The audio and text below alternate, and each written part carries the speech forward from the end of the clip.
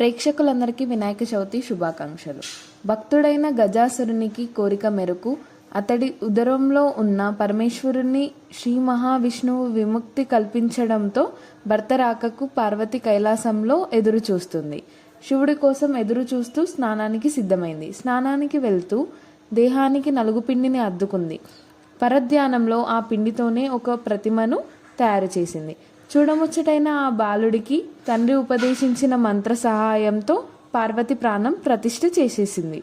దివ్య సుందరమైన ఆ బాలుని వాకిట్ట కాపలా ఉంచిన తాను స్నానానికి వెళ్ళింది.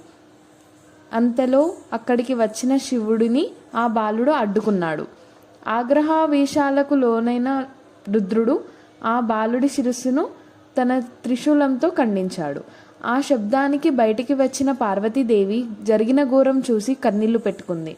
దీంతో శివుడు గజముఖుడి శిరస్సును తెప్పించి ఆ బాలుడికి అతికించి ప్రాణం పోసి గజాననుడు అనే నామకరణం చేశాడు. అతడి శక్తి సామర్థ్యాలను పరిశీలించి భాద్రపద శుద్ధ చవితి నాడు గణాధిపత్యం కట్టబెట్టాడు.